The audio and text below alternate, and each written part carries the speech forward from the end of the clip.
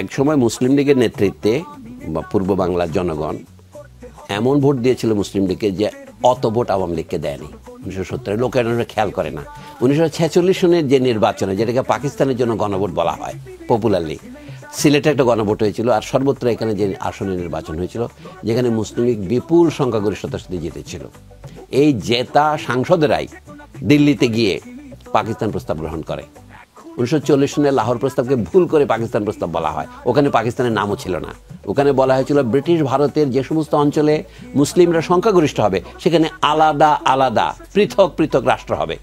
সেটাকে নাকচ করে 7 বছর পরে 1946 সনে যে প্রস্তাব গ্রহণ করা হয়, সেখানে যারা গিয়ে ভোট দিয়েছিলেন তারা মুসলিম লীগের টিকেটে নির্বাচিত সারা নিখিল ভারতীয় কংগ্রেস সংসদ এবং বিভিন্ন প্রাদেশিক পরিষদের সদস্যরা নির্বাচিত হয়েছিলেন। বাংলাদেশে যে মুসলিম আসনগুলিতে মুসলিম লীগ একচেটিয়ে জিতেছিল 2-3টা সিট বাদে, এত জয় আওয়ামী লীগ 1970 লাভ করে নাই। তাহলে সেই মুসলিম লীগ কি হয়েছে 7 বছরের মধ্যে? 1954 সনের নির্বাচনে 9টি আসন ছাড়া সব আসনে মুসলিম লীগ পরাজিত হয়েছে। কেন হয়েছে? মুসলিম লীগের সমস্ত পলিসি ছিল পাকিস্তানের জনগণের, বিশেষ করে পূর্ব বাংলার জনগণের নীতিবিরুদ্ধ।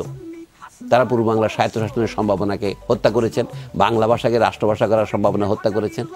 এখন আওয়ামী লীগ 1972 থেকে 75 সনে কী করেছিল এটা আমরা জানি। আওয়ামী লীগ বাংলাদেশের সংবিধানের যে মূল অঙ্গীকার গণতন্ত্র, সেটাকে একপাশে সরে দিয়ে একদলীয় শাসন প্রতিষ্ঠা করেছিল। একদলীয় শাসন মানে কি? এক ব্যক্তির সার্বভৌমত্ব চালু করেছিল।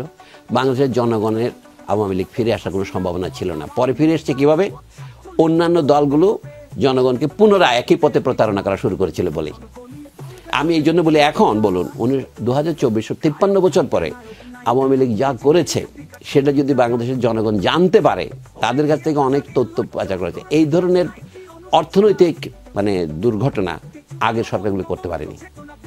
অর্থাৎ যে পরিমাণ টাকা পয়সা পাচার হয়েছে বাংলাদেশ ব্যাংকে, লুটপাট সহ, পাচার সহ, হাইস্ট সহ, এবং যেই পরিমাণ মুদ্রা বিদেশে সরানো হয়েছে এর নামে ওর নামে, যেটা অভূতপূর্ব।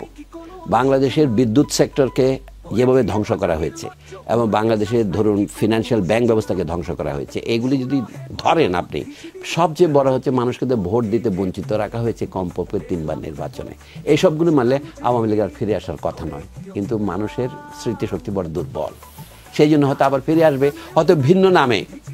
ওই যে জীবনানন্দ দাশের কবিতা আছে না, হয়তো আবার অন্য কোনো শালিক, অন্য কোনো গাং শালিকের নামে ফিরে আসবে। এবং এখনো আমি বলছি এই মূলনীতিটা আমাদের অনুসরণ করতে হবে।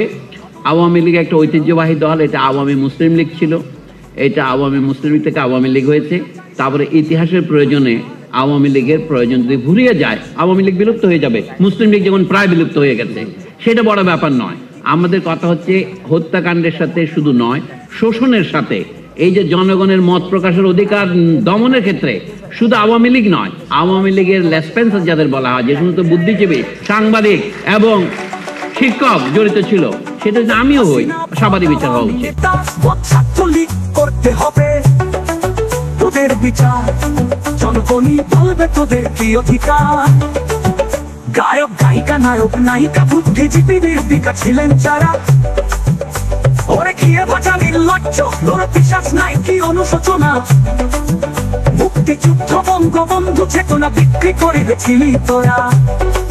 এখনই বাটপার স্বৈরাচারী শাকচুন্নি হাসনার দোষ, ওরে খেয়ে ভাজা নির্লজ্জ, তোর বিশ্বাস নাই কি কোনো অনুশোচনা। ওরে খেয়ে ভাজা নির্লজ্জ, তোর বিশ্বাস নাই কি কোনো অনুশোচনা।